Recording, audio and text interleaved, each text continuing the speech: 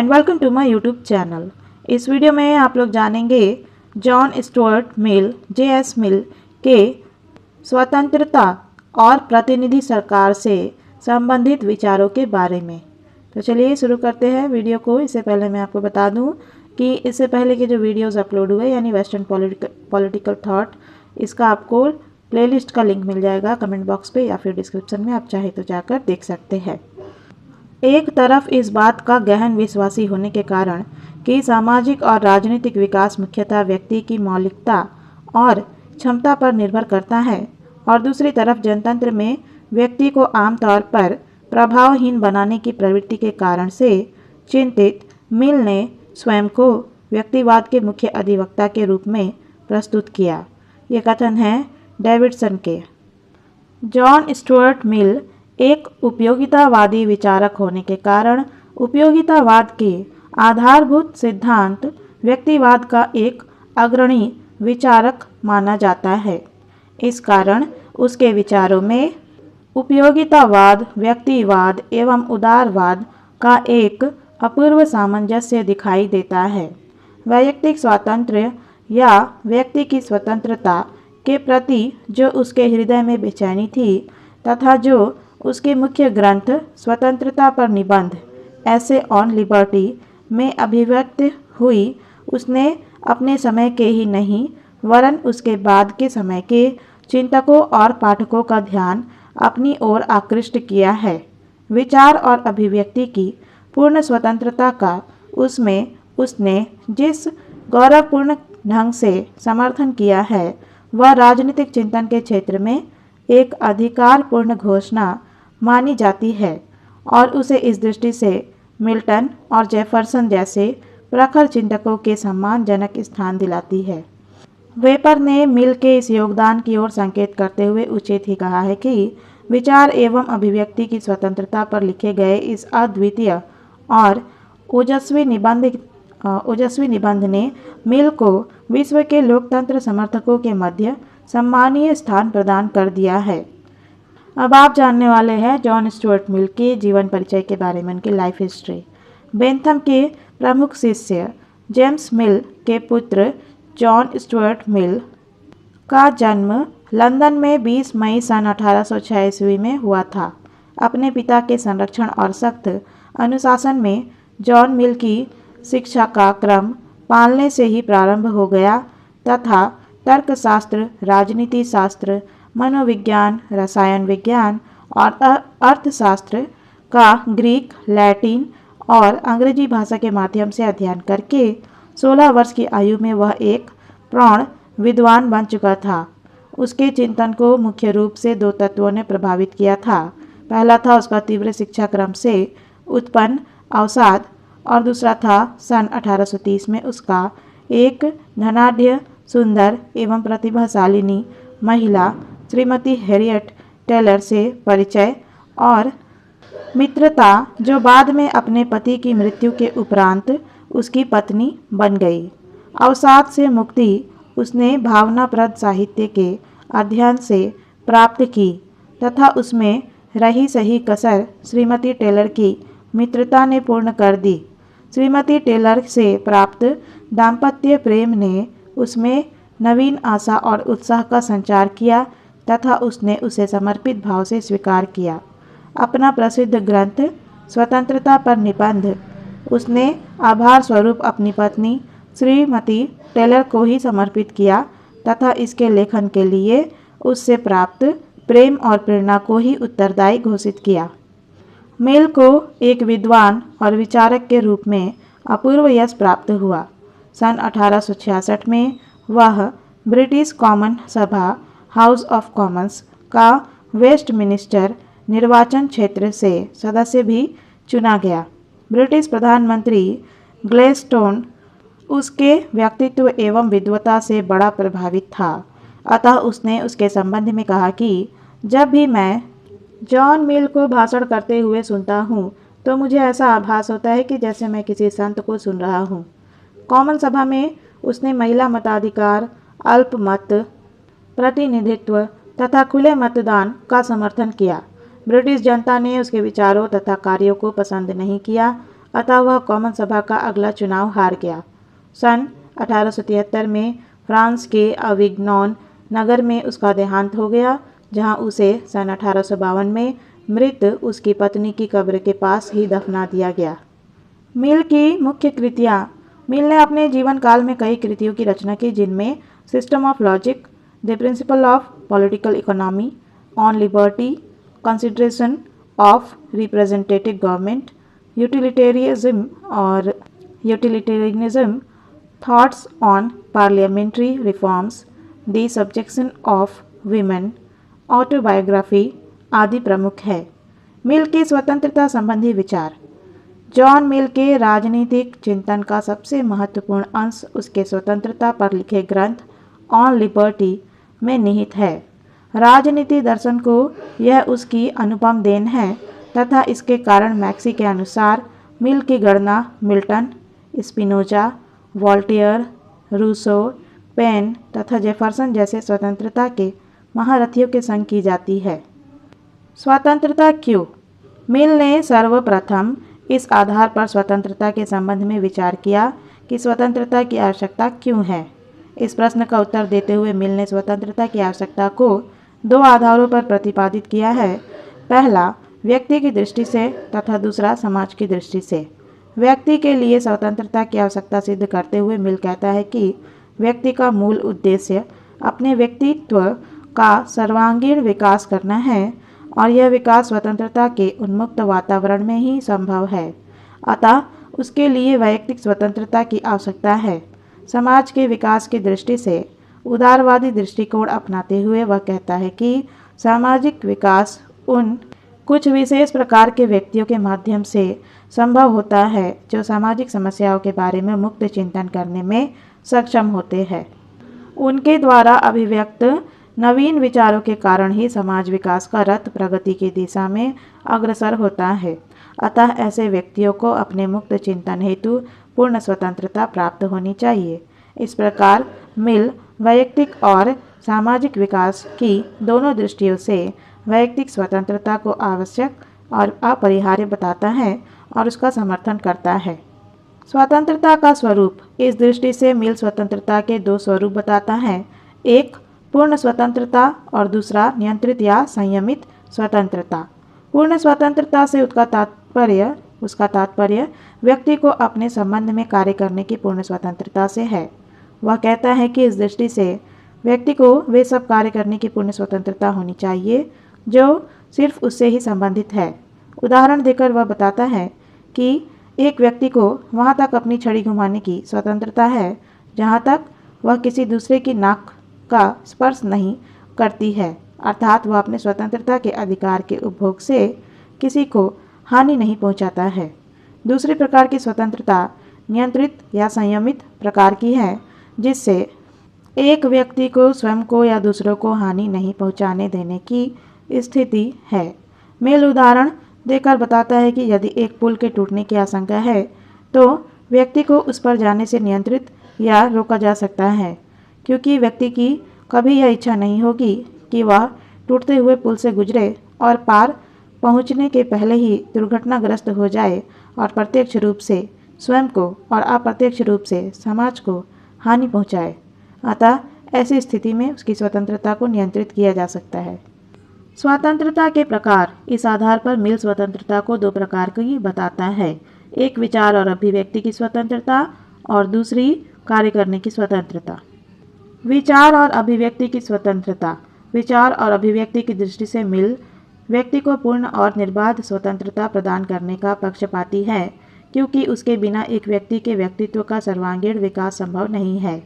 मिल इसके अंतर्गत व्यक्ति की विभिन्न प्रकार की स्वतंत्रताएं सम्मिलित करता है, जैसे अंतःकरण की स्वतंत्रता, चिंतन की स्वतंत्रता तथा अभिव्यक्ति की स्वतंत्रता आदि।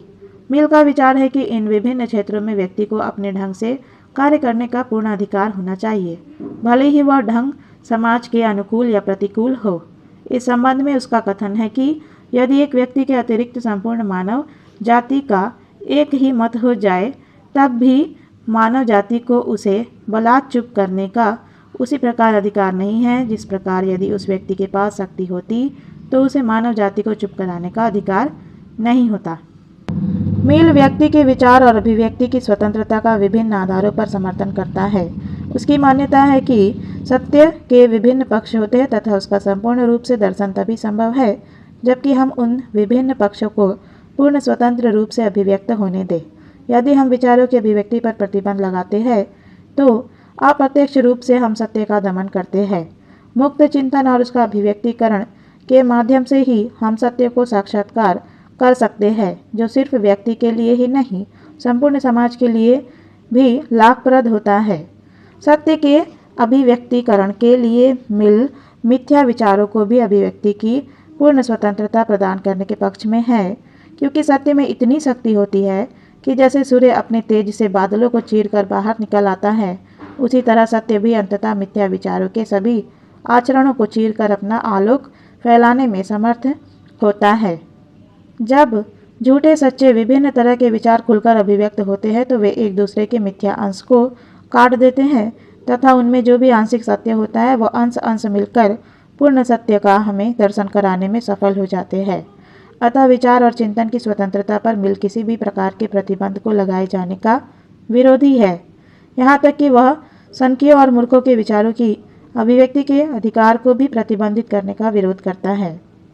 मिल ऐसा इतिहास के आधार पर करता है। वह सुकरात और ईसा मसीह आदि का उदाहरण देकर इसे सिद्ध करता है। वह कहता है, मानव जाति को बार बार यह बताने की आवश्यकता नहीं कि किसी समय में यूनान में सुकरात नाम का एक व्यक्ति हुआ था जिसके विचार समाज के अधिकांश व्यक्तियों के विचारों से भिन्न थे और समाज के ठेकेदारों ने सुकरात को उसके भिन्न विचारों के कारण विषपान का दंड दिया था, जबकि सत्य यह है कि उन व्यक्तियों के विचार गलत और सुकरात के विचार सही थे। इसी प्रकार वह ईसा मसीह का उदाहरण देता है जिसे अपने विचारों के कारण सूली पर लटका दिया गया था, लेकिन इतिहास ने उसके विचारों को सही और उसे सूली चढ़ाने वालों के विचारों को गलत सिद्ध कर दिया। अतः मिल हर व्यक्ति को, चाहे वह बौद्धिक दृष्टि से किसी भी स्तर का है तथा अल्पमत या स्वयं एक अकेला अपने ही मत का प्रतिनिधित्व करता है, उसके विचार स्वातंत्र्य पर किसी प्रकार के प्रतिबंध का समर्थन नहीं करता है तथा इस प्रकार के प्रतिबंध को एक मौलिक दोष समझकर उसे मानव जाति की आने वाली पीढ़ियों को लूटना घोषित करता है, क्योंकि वह कहता है कि ऐसे व्यक्ति ही मौलिक चिंतन और सच्चे समाज सुधारक होते हैं। पहले उनके विचार सनकी और अटपटे लग सकते हैं, लेकिन अंततः ऐसे विचारकों के विचार ही सामाजिक विकास के रथ को आगे बढ़ाते हैं, उसे नई दिशा प्रदान करते हैं। इसलिए मिल सनकियों, खपतियों, यहाँ तक कि मूर्खों की वैचारिक स्वतंत्रता का खुलकर समर्थन ही नहीं करता है, उसे लाभदायक भी मानता है तथा ऐसे समाज को जहाँ हर प्रकार के व्यक्तियों को अपने विचार को अभिव्यक्त करने की पूर्ण स्वतंत्रता प्राप्त है, अच्छा समाज कहता है। वह कहता है कि कोई भी समाज जिसमें सनकीपन, उपहास और तिरस्कार का विषय हो, एक पूर्ण समाज और राज्य नहीं हो सकता। इस प्रकार मिल चिंतन और अभिव्यक्ति की स्वतंत्रता पर किसी भी आधार पर किसी प्रकार का अंकुश या प्रतिबंध लगाए जाने का सख्त विरोधी था, क्योंकि उसकी मान्यता थी कि यह किसी प्रकार से व्यक्ति और समाज के हित में नहीं है। मुक्त चिंतन और मुक्त अभिव्यक्ति ही उसके अनुसार एकमात्र मार्ग है जिसे अपनाकर व्यक्ति और समाज के सर्वांगीण विकास अर्थात भौतिक, बौद्धिक और नैतिक विकास के लक्ष्य को प्राप्त किया जा सकता है। कार्य की स्वतंत्रता, विचार और अभिव्यक्ति की स्वतंत्रता के साथ ही मिल व्यक्ति को उसका एक अनिवार्य अंग मानकर कार्य करने की स्वतंत्रता का भी समर्थन करता है, अर्थात वैयक्तिक स्वतंत्रता रूपी सिक्के के ये दो पहलू हैं जो मिलकर पूर्ण सिक्के का निर्माण करते हैं। उसकी यह मान्यता है कि बिना कार्य स्वतंत्रता के विचार अभिव्यक्ति की स्वतंत्रता अपूर्ण है, क्योंकि जब तक व्यक्ति अपने विचारों को कार्य रूप में परिणत नहीं कर सकता तब तक विचार स्वतंत्र का कोई महत्व नहीं है। यह विचार स्वतंत्र की आगे की सीढ़ी है। मिल इस ओर संकेत करते हुए कहता है कि सोचने, समझने, बोलने और कार्य करने की स्वतंत्रता एक ही प्रधान तत्व की विभिन्न सीढ़ियाँ हैं। इनमें से कोई हटाई नहीं जा सकती। स्वतंत्र कार्य के अभाव में स्वतंत्र चिंतन वैसा ही है जैसे कोई पक्षी उड़ना तो चाहता हो लेकिन उसके पंख नहीं उड़ते हो। लेकिन मिल कार्य करने की स्वतंत्रता का समर्थन करके भी उसे विचार स्वतंत्र की तरह अबाध नहीं मानता है तथा उसके मर्यादित रूप का समर्थन करता है। इस दृष्टि से वह कार्य स्वातंत्र्य को दो भागों में विभाजित कर देता है। पहला, स्व संबंधी कार्य स्वतंत्र self regarding freedom of work तथा दूसरा, पर संबंधी कार्य स्वतंत्र others regarding freedom of work. कार्य स्वतंत्र के इस विभाजन के आधार पर वह प्रतिपादित करता है कि ऐसे कार्य जो शुद्ध रूप से व्यक्ति के संबंधित है उसमें उसे कार्य करने की अबाध या सामाजिक हित को ध्यान में रखकर संपन्न करने की स्वतंत्रता प्रदान की जानी चाहिए। मिल इन दोनों प्रकार की कार्य स्वतंत्रता के स्वरूप को उदाहरण देकर समझाता है। जैसे एक व्यक्ति घर में बैठकर मद्यपान करता है और उससे किसी दूसरे की स्वतंत्रता को हानि नहीं पहुंचती है, तो ऐसा कार्य करने की व्यक्ति को पूर्ण स्वतंत्रता होनी चाहिए।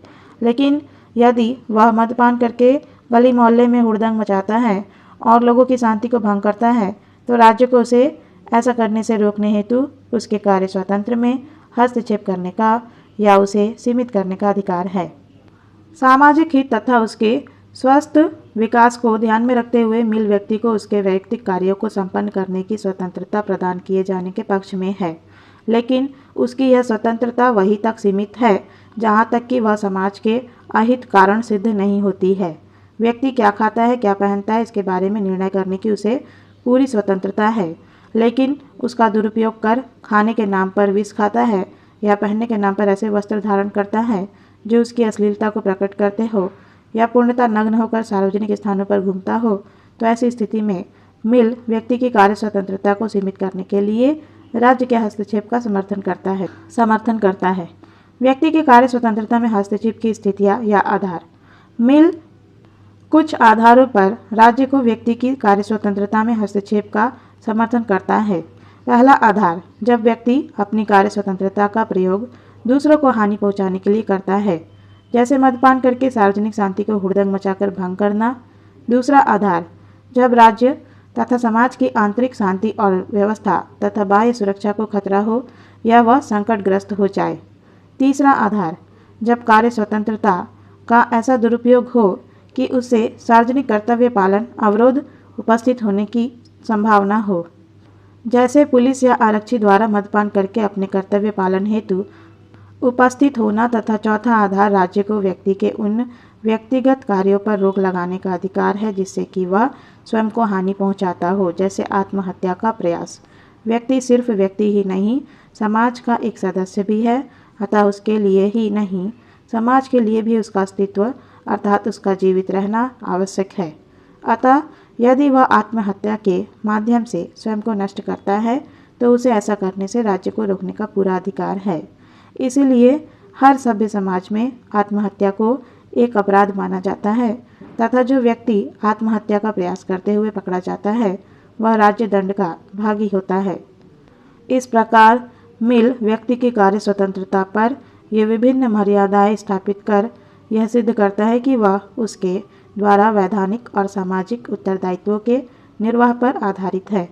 इसी विचार की व्याख्या करते हुए मिल का कथन है कि समाज अर्थात राज्य मनुष्य आचरण के केवल उसी भाग को नियंत्रित करने का अधिकारी है जो दूसरे व्यक्तियों से संबंधित है।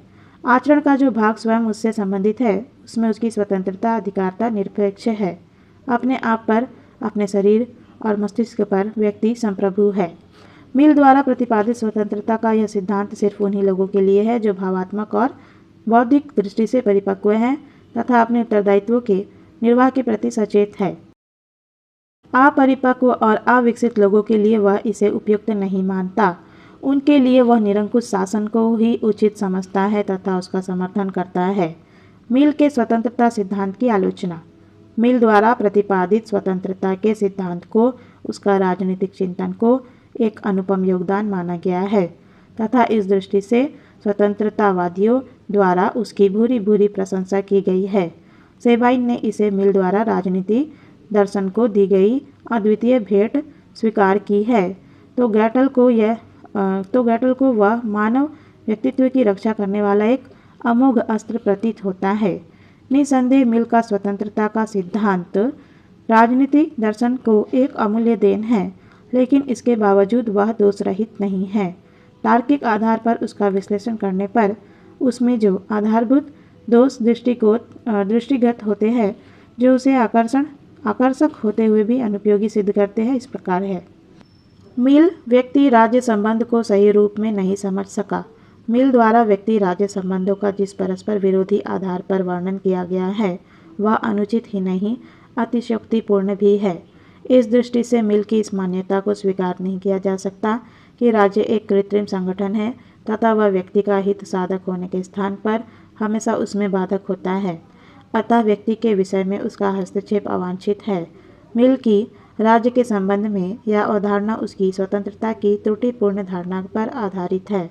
स्वतंत्रता का अर्थ हर प्रकार से प्रतिबंधों के अभाव से ही नहीं है।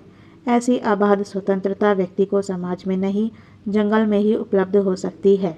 यह स्वतंत्रता की नकारात्मक अवधारणा है, इसलिए व्यवहारिक नहीं है। स्वतंत्रता का रूप सामाजिक और चरित्र सकारात्मक है।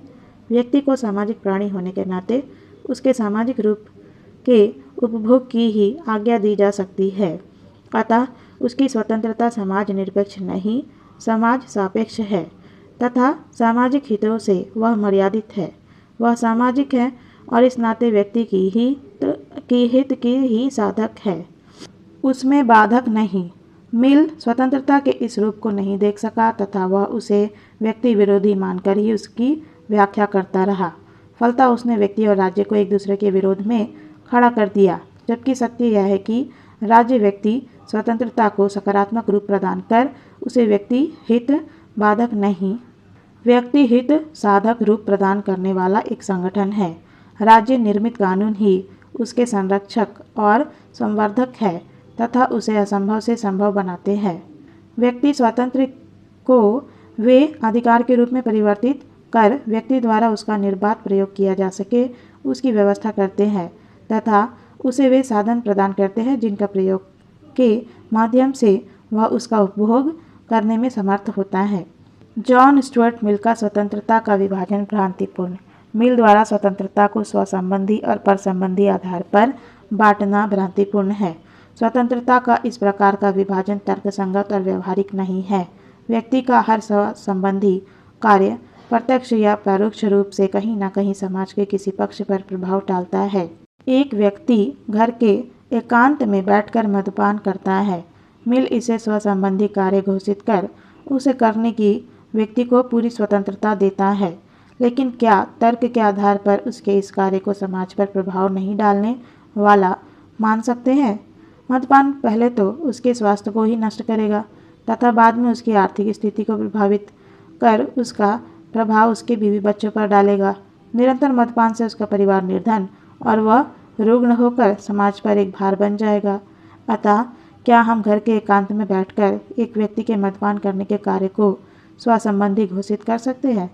वास्तविक दृष्टि से देखा जाए तो व्यक्ति का कोई भी कार्य स्वसंबंधी कार्य नहीं होता, चाहे वह उसके भोजन या वस्त्र से ही संबंधित क्यों ना हो। उसे समाज तथा परिवार के हित अहित का ध्यान रखकर ही उसके बारे में निर्णय करना पड़ेगा। हर व्यक्ति की वैयक्तिक स्वतंत्रता का भी एक सामाजिक रूप है और महत्व है तथा उसका व्यक्ति द्वारा प्रयोग कहीं न कहीं प्रत्यक्ष या अप्रत्यक्ष रूप से समाज को प्रभावित करता है। मिल इस तथ्य को नहीं देख सका और अविभाज्य स्वतंत्रता का ऐसा विभाजन कर बैठा जो न तार्किक है और न व्यवहारिक। उसके किसी रूप में उपयोगी होने का तो प्रश्न ही नहीं उठता। सनकियों को स्वतंत्रता प्रदान करना उचित नहीं। मिल सत्य की खोज में बहकर सनकियों, खपतियों, यहाँ तक कि मूर्खों तक की स्वतंत्रता का समर्थन करता है तथा कहता है कि ऐसे व्यक्तियों द्वारा अभिव्यक्त किए गए मतों से ही अंततः सत्य उद्घाटित होता है। सनकीपन प्रतिभा का विस्फोट नहीं, एक सामाजिक तथा वैयक्तिक विचार है। डेविडसन इस ओर संकेत करते हुए कहता है कि सनकीपन विकृत मस्तिष्क और चारित्रिक दुर्बलता का परिणाम है और इसलिए उसे प्रोत्साहित करने के बजाय उसका दमन किया जाना ही उचित है। यही नहीं, मिल सुकरात और ईसा मसीह जैसे महात्माओं की तुलना सनकियों से करके उनका अपमान भी करता है। यह बात ठीक है कि उनके युग के लोगों ने उनकी बात की सत्यता को नहीं समझा और उसके लिए उनको दंडित किया, लेकिन उनको उनके सनकीपन की वजह से नहीं वरन उनके द्वारा निहित स्वार्थों पर चोट किए जाने के कारण दंडित किया गया। मिल इस तथ्य को भी देखने में असमर्थ रहा तथा सनकियों की स्वतंत्रता का समर्थन करके स्वयं ही सनकीपन का एक उदाहरण बन गया। समानता की उपेक्षा। मिल स्वतंत्रता का तो निरंतर राग अलापता है, लेकिन स्वतंत्रता को मूर्त रूप देने वाली समानता की अवधारणा की उपेक्षा करता है। वह समानता के आधार पर सभी व्यक्तियों को, चाहे वे विकसित हो या अविकसित, स्वतंत्रता की वकालत नहीं करता। स्वतंत्रता सिर्फ बौद्धिक दृष्टि से विकसित लोगों का ही एकाधिकार मानता है। अविकसित लोगों के लिए तो वह निरंकुश शासन को ही उपयोगी मानता है। स्वतंत्रता यदि व्यक्ति के विकास के लिए आवश्यक है तो सभी व्यक्तियों के विकास के लिए समान रूप से आवश्यक है। वह बिना किसी भेदभाव के सभी लोगों को, विकसित और अविकसित को प्राप्त होनी चाहिए, बल्कि अविकसित लोगों के लिए तो वह विकसित लोगों से भी अधिक आवश्यक है, क्योंकि उसका प्रयोग करके ही वे तीव्र गति से विकसित हो सकते हैं। लेकिन मिल पिछड़े हुए देशों के लोगों के लिए स्वतंत्रता को आवश्यक नहीं बताता। विकसित अविकसित के आधार पर यह विभाजन उसकी स्वतंत्रता का असली रूप हमारे सम्मुख रख देता है। समानता के अभाव में स्वतंत्रता ना तो संभव है और ना उपयोगी। समानता ही उसे सार्वभौम सार्थक रूप प्रदान कर सकती है। मिल इस तथ्य को समझाने में भी असफल रहा। बहुमत की उपेक्षा, अल्पमत को अधिक महत्व देना। मिल जीवन पर्यंत बहुमत के अत्याचारी रूप से आतंकित रहा तथा उसकी तुलना में अल्पमत को ही अधिक महत्व देते हुए उसके अधिकारों की सुरक्षा का राग अलापता रहा। यह बात ठीक है कि यदि समाज का चरित्र उदारवादी नहीं है तो अनुदारवादी बहुमत अल्पमत के अधिकारों को कुचल सकता है। बहुत सी बार ऐसा हुआ भी है तथा हो भी रहा है। लेकिन यदि प्रजातांत्रिक व्यवस्था को बनाए रखना है तो बहुमत के अतिरिक्त निर्णय करने का उसके पास और कोई साधन भी तो नहीं है। इसका एकमात्र इलाज उदारवादी समाज की रचना है। अनुदारवादी समाजों में बहुमत का निरंकुश होना तथा अल्पमत के अधिकारों को उसके द्वारा कुचला जाना संभव है। मिल का भय इस दृष्टि से उचित है, लेकिन इसका जनतांत्रिक शासन व्यवस्था के पास और कोई विकल्प भी तो नहीं है। ना राज्य एक बुराई, न व्यक्ति संप्रभु। मिल राज्य को एक बुराई मानता है, क्योंकि वह व्यक्ति की निरपेक्ष स्वतंत्रता को अपने नियमों द्वारा मर्यादित करता है और उसे सामाजिक स्वरूप प्रदान कर संभव बनाता है। आधुनिक समय में मिल के इस तर्क को स्वीकार नहीं किया जा सकता। राज्य आज एक लोक कल्याणकारी स्वरूप ग्रहण करता जा रहा है। वह एक सेवा राज्य बनता जा रहा है। व्यक्ति के अधिकारों के संरक्षक के रूप में ही आज उसका महत्व नहीं है, वरन उसे सामाजिक सुरक्षा प्रदान करने की दृष्टि से भी वह आज एक महत्वपूर्ण भूमिका का निर्वाह कर रहा है। अतः आज का राज्य एक बुराई होने के स्थान पर एक आवश्यक अच्छाई का रूप ग्रहण करता जा रहा है तथा दिन प्रतिदिन इस कारण व्यक्ति राज्य संबंधों में प्रगाढ़ता बढ़ती जा रही है। दूसरी बात, मिल व्यक्ति को अपने शरीर और मस्तिष्क पर संप्रभु मानता है। इस नाते वह यह प्रतिपादित करता है कि हर व्यक्ति अपना हित अहित अच्छी तरह से समझता है।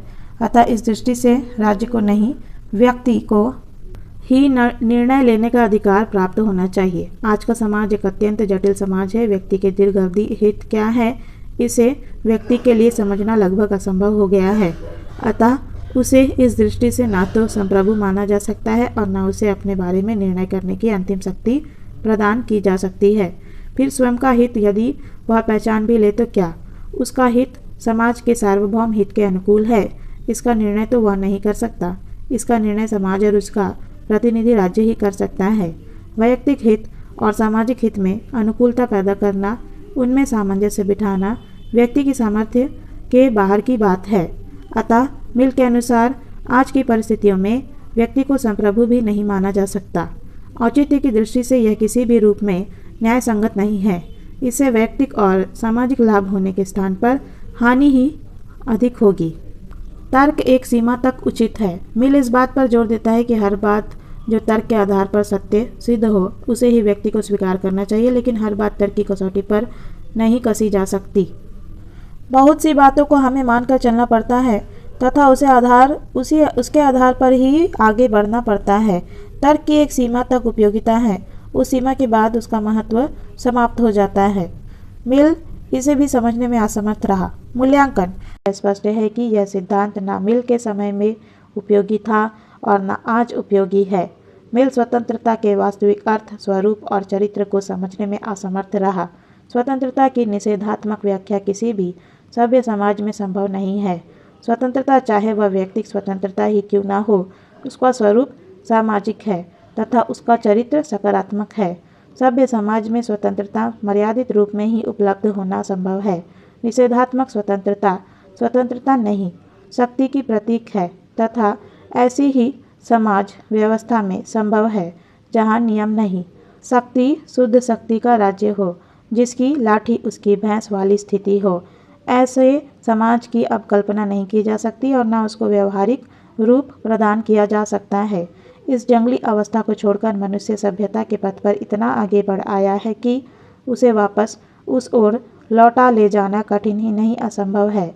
लेकिन मिल औद्योगिक क्रांति के युग में पैदा होकर भी इस तथ्य को नहीं समझ सका और स्वतंत्रता के निषेधात्मक रूप को ही सच्ची स्वतंत्रता का रूप घोषित करता है। यही मिल के स्वतंत्रता संबंधी चिंतन का सबसे बड़ा दोष है, जो हमें उसके संबंध में बार्कर के इस निष्कर्ष पर पहुंचने के लिए बाध्य करता है कि मिल बेंथम और अपने पिता जेम्स मिल से प्राप्त स्वतंत्रता की उस व्यक्तिवादी धारणा से कभी मुक्त नहीं हो सका जिसके अनुसार उसका अर्थ प्रतिबंधों का अभाव और व्यक्ति को अकेला छोड़ दो के रूप में किया जाता था। इसलिए वह व्यक्ति के सर्वांगीण विकास के लिए स्वतंत्रता की अनिवार्यता को स्वीकार करके भी सदा खोखली स्वतंत्रता और अमूर्त व्यक्ति का मसीहा बना रहा।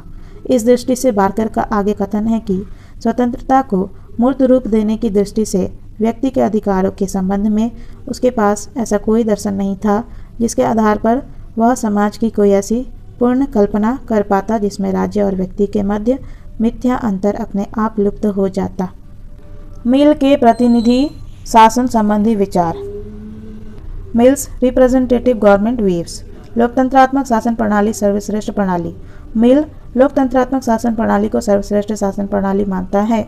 यद्यपि अविकसित देशों के लिए वह इसे उपयुक्त नहीं समझता, लेकिन जिस देश के नागरिक बौद्धिक और नैतिक विकास की दृष्टि से उच्चतर है तथा जो अपने अधिकारों और कर्तव्य निर्वाह के प्रति सजग है, उनके लिए वह लोकतंत्रात्मक शासन प्रणाली को सर्वश्रेष्ठ घोषित करता है।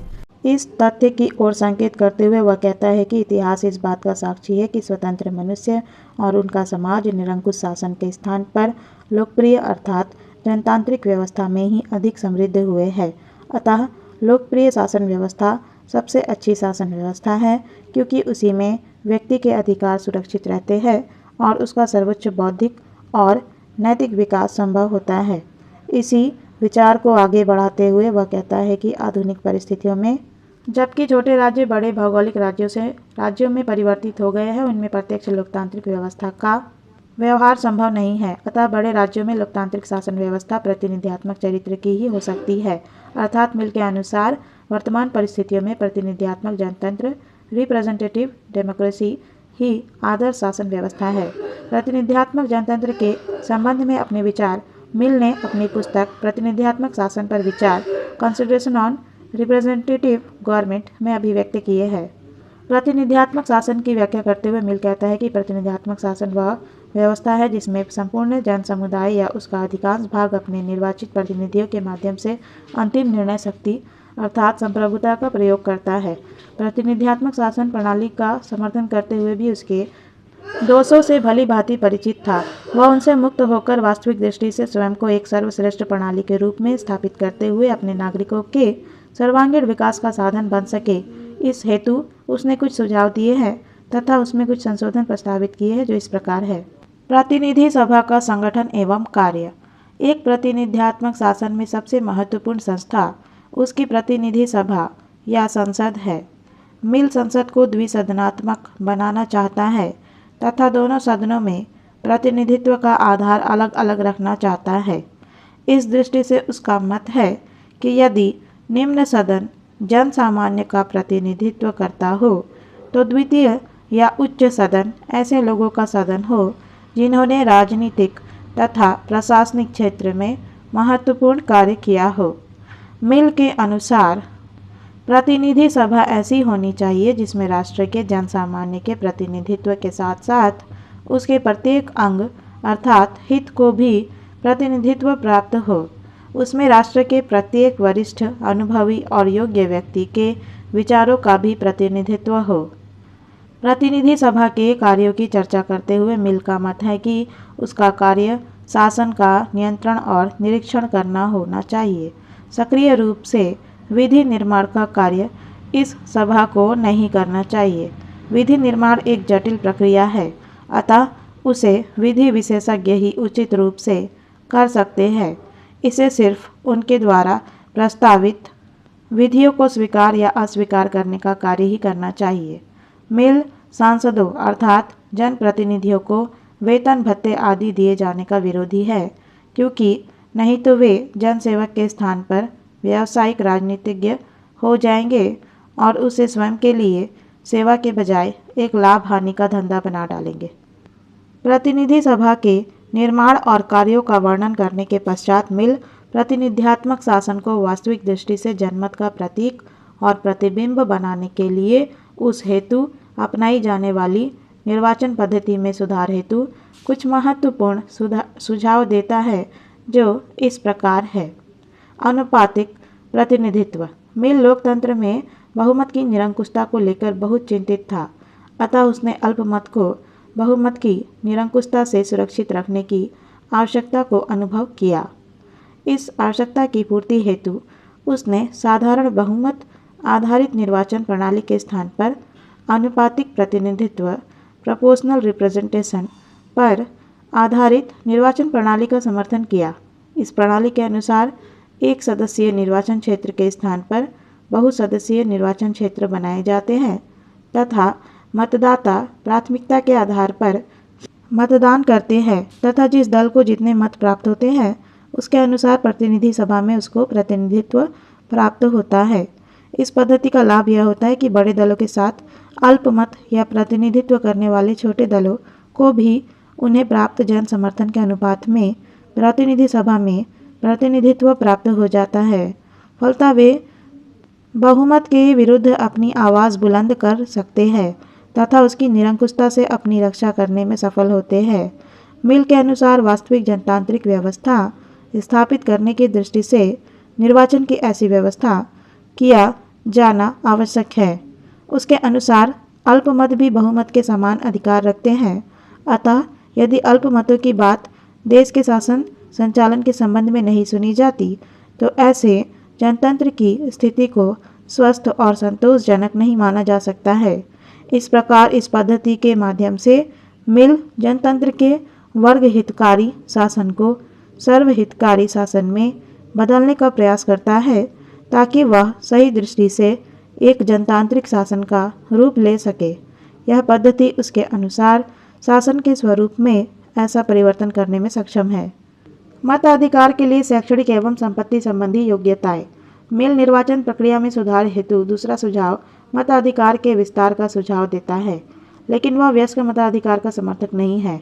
वह मताधिकार हेतु कुछ शैक्षणिक और संपत्ति संबंधी योग्यताएं निर्धारित करता है और चाहता है कि मताधिकार सिर्फ उसी नागरिक को प्रदान किया जाए जो निर्धारित शैक्षिक योग्यता रखता हो।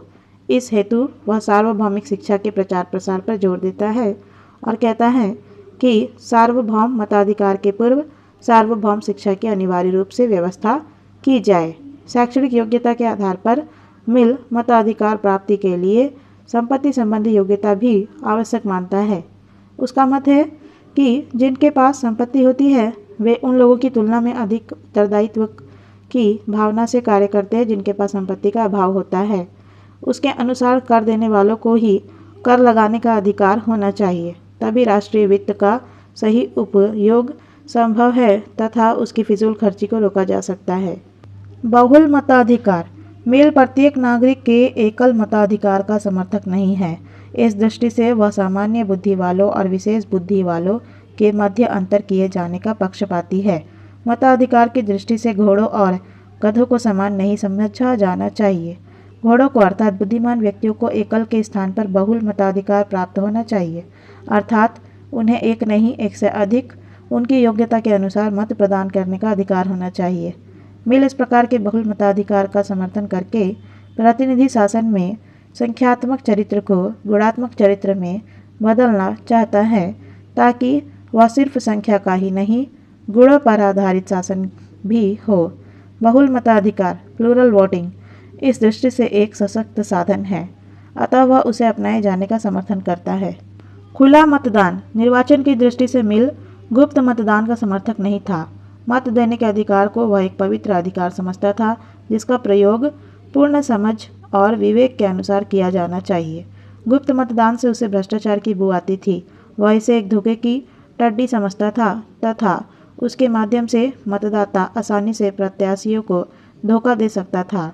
वह वादा किसी से करके मतदान किसी और के पक्ष में कर सकता था। धन तथा अन्य प्रलोभनों का मतों को क्रय करने के लिए इसमें खुलकर प्रयोग किया जा सकता था।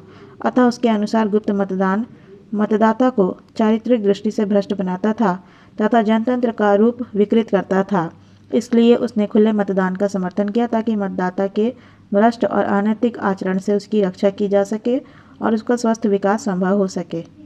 स्त्री मताधिकार का समर्थन। अपने गुरु बेंथम की तरह सिर्फ पुरुष मताधिकार का ही नहीं, स्त्री मताधिकार का भी प्रबल समर्थक था। स्त्री मताधिकार का समर्थन उसने स्त्री पुरुष समानता के आधार पर किया। उसने स्त्री पर मनुष्य के नियंत्रण की कड़ी आलोचना की और उसे समाज विकास में बाधक सिद्ध किया। स्त्री स्वातंत्र्य और उसके मताधिकार का समर्थन करते हुए उसने कहा कि स्त्रियों के सामाजिक क्षेत्र में आगमन से जनसाधारण के सामान्य विश्वासों और भावनाओं पर उदात्त प्रभाव पड़ेगा और समाज को उनके मानसिक गुणों से लाभान्वित होने का अवसर मिलेगा। यही नहीं, उसने स्त्री मताधिकार को पुरुष मताधिकार से अधिक आवश्यक और महत्वपूर्ण घोषित किया। इसे सिद्ध करते हुए उसने कहा कि नारी और पुरुष में यदि कोई अंतर है भी तो उसके आधार पर नारी को पुरुष की तुलना में मताधिकार की अधिक आवश्यकता है, क्योंकि शारीरिक दृष्टि से पुरुष की अपेक्षा निर्बल होने के कारण उसे रक्षा के लिए कानून और समाज पर अधिक निर्भर रहना पड़ता है। अतः सुरक्षा और विकास दोनों ही दृष्टियों से मताधिकार उनके लिए अधिक आवश्यक है और इसलिए उन्हें बिना किसी भेदभाव के मताधिकार प्रदान किया जाना चाहिए। आलोचना। मिल के प्रतिनिध्यात्मक शासन संबंधी विचार एक सीमा तक उसे वास्तविक प्रतिनिध्यात्मक स्वरूप एवं चरित्र प्रदान करने में सक्षम है, लेकिन वे दोषों से परे नहीं है। उसमें जो दोष है जिनके आधार पर उनकी आलोचना की जाती है इस प्रकार है। मिल बहुमत के दमनकारी रूप से आवश्यकता से अधिक चिंतित है। मिल अल्पमत के अधिकारों और बहुमत के दमनकारी रूप का विरोधी है, लेकिन बहुमत हमेशा अल्पमत को कुचलने वाला होगा। यह निष्कर्ष व्यावहारिकता की कसौटी पर खरा नहीं उतरता। जनतंत्र अंततः बहुमत का शासन ही है। उसके पास नीति निर्धारण एवं कार्य निर्णय हेतु और कोई उपयुक्त मापदंड नहीं है, लेकिन इसके आधार पर यह निष्कर्ष निकाल लेना कि उसका हमेशा अल्पमत विरोधी रूप ही होगा, मूलतः गलत है। वह अल्पमत का दमन अपने अस्तित्व को खतरा पहुंचाने बिना नहीं कर सकता, क्योंकि वह अपने द्वारा लिए गए निर्णय को अल्पमत पर थोप नहीं सकता और उसे मानने हेतु उसे बाध्य नहीं कर सकता। बहुमत के समान ही जनतंत्र में उसकी सफलता के लिए अल्पमत का महत्व होता है। वह बहुमत रूपी पहिए द्वारा आवश्यकता से अधिक रफ्तार पकड़ने पर उस पर ब्रेक यानी अवरोध का कार्य करता है, ताकि जनता को उस रफ्तार से होने वाली संभावित हानि से बचाया जा सके। बहुमत और अल्पमत में देश तथा जनतंत्र के हित में सच्चा सहयोग ही उसकी सुरक्षा और सफलता का मापदंड है। अतः बहुमत और अल्पमत के संबंधों को समझने, समझाने और उनकी सही व्याख्या करने में मिल असमर्थ रहा और अल्पमत की बहुमत से अधिक महत्वपूर्ण मानकर आवश्यक भय से चिंतित रहा। उसके प्रतिनिध्यात्मक शासन संबंधी चिंतन का यह एक बहुत बड़ा दोष है। आनुपातिक निर्वाचन न व्यावहारिक न सुदृढ़ शासन स्थापना में सहायक। मिल जनप्रतिनिधियों के निर्वाचन हेतु बहुमत प्रणाली का विरोधी और उसके स्थान पर अनुपातिक प्रणाली को अपनाए जाने का समर्थक है, लेकिन दो दृष्टियों से यह प्रणाली उपयोगी और व्यवहारिक नहीं है। पहली दृष्टि के अनुसार यह प्रणाली एक जटिल प्रणाली है, क्योंकि इसमें मतदाता द्वारा मतदान सीधे नहीं वरन प्राथमिकता के आधार पर किया जाता है। अतः जन सामान्य की दृष्टि से जिसका शैक्षिक और बौद्धिक स्तर सामान्य होता है, ना तो ठीक प्रकार से इस प्रणाली को समझ सकता है और न उचित प्रकार से उसको व्यवहार में ला सकता है। छोटे पैमाने पर भी इसका प्रयोग सफल हो सकता है, लेकिन बड़े पैमाने पर इसका प्रयोग सफल होना संदिग्ध ही नहीं असंभव भी है। दूसरी दृष्टि से मान भी ले कि इस प्रणाली का सफल प्रयोग करके जनप्रतिनिधियों का चुनाव कर लिया जाता है, लेकिन इसके जो परिणाम प्राप्त होंगे उससे किसी स्थायी और सुदृढ़ सरकार की स्थापना संभव नहीं होगी, जिसका अंततः प्रभाव देश के विकास पर पड़ेगा और उसकी गति अवरुद्ध हो जाएगी। ऐसा इसलिए होगा कि इस प्रणाली के अनुसार निर्वाचन होने पर किसी भी एक दल को बहुमत प्राप्त नहीं होगा। अल्पमत दलों के भी काफ़ी सदस्य उन्हें प्राप्त जन समर्थन के आधार पर निर्वाचित होने में सफल हो जाएंगे। फलतः उनके सहयोग के बिना सरकार बनाना और उसे ठीक तरह से चलाना संभव नहीं होगा। बहुमत आधारित एक दलीय सरकारों की तुलना में मिली जुली सरकारें हमेशा दुर्बल और अस्थिर सरकारें होती है, क्योंकि वे एक समझौते का परिणाम होती है। सरकार में शामिल कोई भी दल किसी भी विषय पर अपनी इच्छा अनुसार काम नहीं होने पर समझौते को भंग कर सकता है और सरकार को अस्थिरता की ओर धकेल सकता है। इसकी संभावना इस तरह की सरकारों में हमेशा बनी रहती है। अतः आकर्षक होते हुए भी जनतांत्रिक शासन व्यवस्था की सफलता और स्थिरता के लिए यह निर्वाचन प्रणाली उपयुक्त और लाभदायक नहीं है। खुला मतदान उपयोगी नहीं। मिल गुप्त मतदान के स्थान पर मतदाताओं को भ्रष्ट होने से बचाने के लिए खुले मतदान का समर्थन करता है। गुप्त मतदान के अपने गुण दोष है तथा गुण अधिक और दोष कम है। मतदान गुप्त होने के कारण बिना किसी भय के एक मतदाता अपनी इच्छा अनुसार इच्छित प्रत्याशी के पक्ष में मतदान कर सकता है। इस कारण आज दुनिया के सभी देशों में इसी प्रणाली का प्रयोग किया जा रहा है। यदि मतदान को खुला कर दिया गया, एक मतदाता को खुले रूप से मतदान करने के लिए बाध्य किया गया, तो वह अपनी इच्छा अनुसार मतदान करने के लिए स्वतंत्र होने के स्थान पर धन बल पर या गुंडा तंत्र के आतंक से आतंकित होकर मतदान करने के लिए विवश हो जाएगा, क्योंकि मतदान के परिणाम से उसके जान माल को खतरा उत्पन्न हो सकता है। इन खतरे से बचने के लिए वह खुला मतदान पद्धति के अनुसार कभी भी स्वतंत्र रूप से अपने इच्छित प्रत्याशी के पक्ष में मतदान नहीं कर सकेगा। फलतः सच्चे गणतंत्र की स्थापना के स्थान पर या तो वह धनिक तंत्र में गुंडा तंत्र में परिवर्तित हो जाएगा। जनतंत्र की दृष्टि से यह एक बहुत बड़ी हानि होगी, जिसे मिल अनुभव करने में असफल रहा। बहुल मताधिकार अलोकतांत्रिक। मिल जनतंत्र को संख्यात्मक से गुणात्मक रूप प्रदान करने हेतु बहुल मताधिकार प्लूरल वोट का समर्थन करता है। उसका यह विचार समानता के सार्वभौम सिद्धांत के विरुद्ध है। अधिक योग्य व्यक्तियों को अधिक और कम योग्य व्यक्तियों को कम मत देने का अधिकार देना जनतंत्र के मूलभूत सिद्धांत को नकारने के समान है, क्योंकि एक व्यक्ति की वास्तविक योग्यता को मापने का कोई त्रुटि रहित मापदंड मिल के समय में तो क्या आज तक आविष्कृत नहीं हो पाई है। शैक्षिक योग्यता इसका एक मापदंड हो सकती है, लेकिन हर शिक्षित व्यक्ति बुद्धिमान भी होगा यह जरूरी नहीं है। शिक्षित मूर्खों की कमी नहीं है। अतः योग्यता को मापने का कोई सामान्य सिद्धांत नहीं है। बहुत सी बार देखने में आता है कि बहुत से व्यक्ति शैक्षिक योग्यता नहीं रखते हुए भी अनुभवी और योग्य होते हैं। ऐसे व्यक्तियों को औपचारिक शैक्षिक योग्यता नहीं होने पर बहुल मताधिकार से वंचित रखना किसी भी दृष्टि से उचित नहीं ठहराया जा सकता।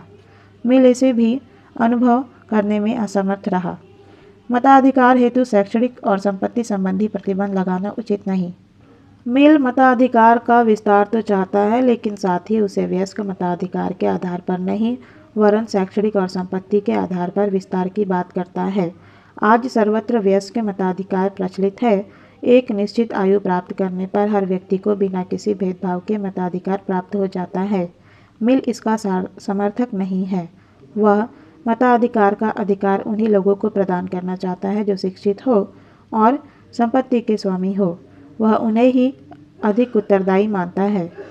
अशिक्षित और संपत्तिहीन लोग उसके अनुसार उत्तरदायी नहीं होते, अतः मताधिकार पाने के उचित पात्र नहीं होते। अतः मिल का जनतंत्र वास्तव में जनतंत्र नहीं वरन कुछ शिक्षित और धनी व्यक्तियों का तंत्र है। फलतः वह स्वाभाविक रूप से उन्हीं के हित संवर्धन हेतु कार्य करेगा। सर्वहित संवर्धन इसका उद्देश्य नहीं होगा। जनतंत्र को सच्चा जनतंत्र बनाने और उसे सर्वहितकारी स्वरूप प्रदान करने हेतु वयस्क मताधिकार एक जरूरी शर्त है। मिल इसे भी समझने में असमर्थ रहा और मताधिकार पर शैक्षिक और संपत्ति संबंधी नियम लागू करने की बात करता रहा, जिसे किसी भी दृष्टि से उचित नहीं माना और समझा जा सकता है। मिल का योगदान। उपयोगितावाद, स्वतंत्रता और प्रतिनिध्यात्मक शासन के संबंध में मिल के विचार यद्यपि दोष रहित नहीं है, लेकिन फिर भी राजनीतिक चिंतन को उसकी देन कुल मिलाकर बड़ी महत्वपूर्ण है। उसके इस दृष्टि से सबसे महत्वपूर्ण देन वैयक्तिक स्वतंत्रता तथा उसकी महत्ता के प्रतिपादन की दृष्टि से है। मिल ने विचार और अभिव्यक्ति की स्वतंत्रता के बारे में जो अवधारणा प्रतिपादित की, वह अंग्रेजी भाषा की ही नहीं वरन संपूर्ण राजनीतिक साहित्य की एक सर्वश्रेष्ठ और सर्वोपरि महत्व की अवधारणा है। उसकी कृति स्वतंत्रता पर निबंध एसे ऑन लिबर्टी इसका एक उदाहरण है। वेपर ने उसके इस महत्व की ओर संकेत करते हुए उचित ही कहा है कि विचार स्वातंत्र्य के प्रतिरक्षण के संबंध में इससे उत्तमतर अन्य कोई रचना नहीं है। मिल अपने युग का एक अग्रणी उदारवादी था। उसने अपने चिंतन से अपने युग को गहरे रूप से प्रभावित किया। इस दृष्टि से यदि उसका मूल्यांकन किया जाए तो बाउले के साथ यह आसानी से कहा जा सकता है कि यदि चिंतन का स्वर नीतियों को प्रभावित करने की दृष्टि से आंका जाए तो मिल का स्तर बहुत ऊंचा आंका जाना चाहिए। एक तर्कशास्त्री, अर्थशास्त्री तथा एक राजनीतिक चिंतक के रूप में वह अपने समय का एक पैगंबर माना जाता था। मिल के चिंतन की यह विशेषता उसके चिंतन की सफलता का प्रमाण है। वह राज्य की तुलना में व्यक्ति को कभी अदृश्य नहीं होने देता। राज्य व्यक्ति के लिए है, व्यक्ति राज्य के लिए नहीं। उनमें एक साध्य साधन का संबंध है। मिल के अनुसार राज्य एक लोक कल्याण का साधन है और लोक कल्याण में व्यक्ति कल्याण प्रमुख है। दूसरे शब्दों में मिल के अनुसार राज्य का प्रमुख कार्य व्यक्ति कल्याण का संवर्धन करना है। यही उसके अस्तित्व का मुख्य आधार है। यह उसके चिंतन की एक प्रमुख विशेषता है, जिसे स्पष्ट करते हुए हर्बर्ट स्पेंसर का कथन है कि मानव कल्याण के संवर्धन की उग्र इच्छा ही एकमात्र वह कारण था जिसके प्रति उसने स्वयं को समर्पित कर दिया था। अतः व्यक्तिवाद मिल के राजनीतिक चिंतन के एक गौरवशाली पक्ष का प्रतिनिधित्व करता है। उसका चिंतन व्यक्तिवाद के एक स्वर्णिम अध्याय का निर्माण करता है।